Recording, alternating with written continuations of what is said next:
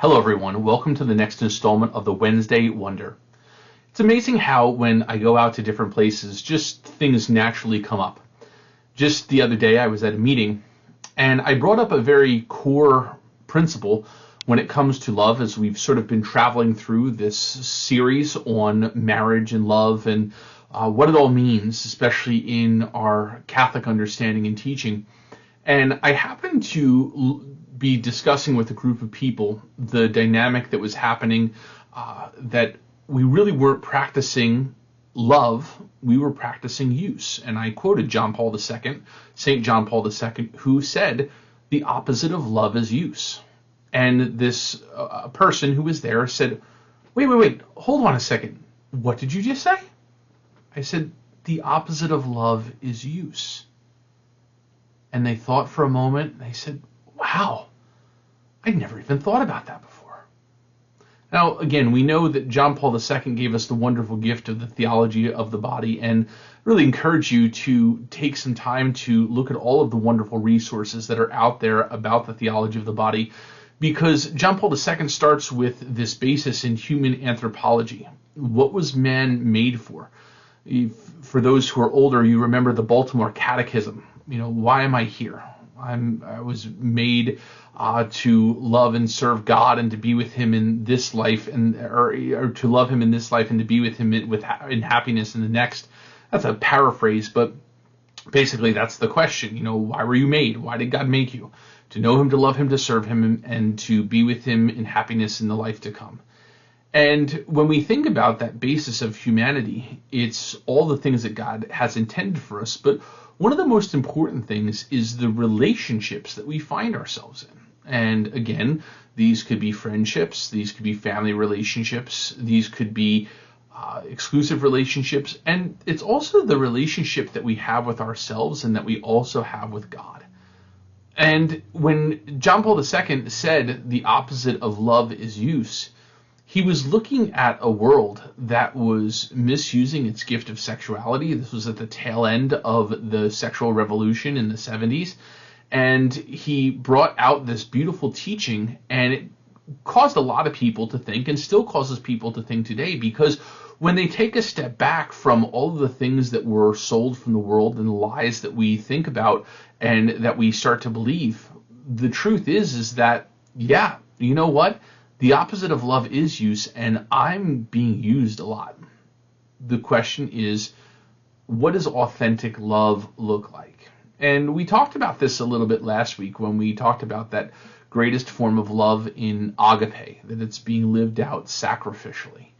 And the truth is that Jesus never used us, never used humanity. He loved us, and He continues to love us authentically. And it's important for us to think about in our own lives, how do we love people? How do we love Christ? How do we love ourselves? All of those are very, very important.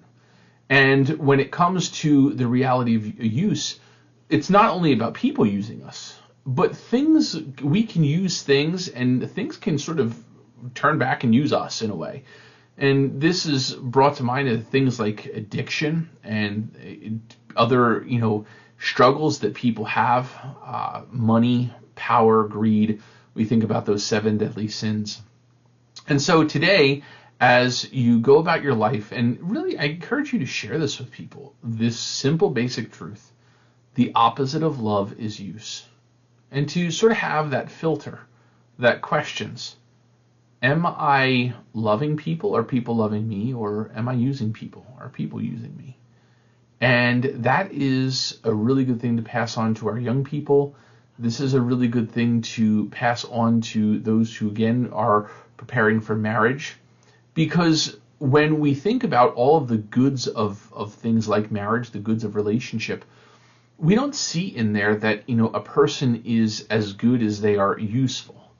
When I sit down with couples and in preparing them for marriage, one of the things I ask them is, God forbid should something happen and neither of you or one of you was no longer to engage in sexual intercourse. Would you stay married to the other? And the interesting thing is that in today's world, most of the time, thanks be to God, they say, oh yeah, we would absolutely stay together. Some people pause and say yes. Some people think longer about it and say, yeah. Some people say probably or maybe. And unfortunately, I've heard people say no. And I think when we get into a world where whether it's hookup culture or whether it's just this usury reality that we face, we can find ourselves getting into a very dangerous place that people are only loved on account of their usefulness to me. That's not love at all. I am loved by God as his beloved son because he cares deeply about my well-being and ultimately the good of my soul, which, yes, my body affects the outcomes that affect my soul, but at the end of the day, the inherent good and the dignity of my soul is something that can be stripped away and that God values and God loves in each and every one of us. And so I just, again, encourage you to think about this reality of love and use and to share it with people around you. Because hopefully, in just bringing it up in conversation when it's applicable and the opportunity to share a good thought with someone, and they think about this concept, this truthful saying, they'll take a moment and say, wait a minute, let me hear that again. Yeah, the opposite of love is use. So don't let yourself be used, but always allow yourself to be loved in the way that God loves you and never accept anything less in return. This has been your next Wednesday Wonder. Have a blessed day.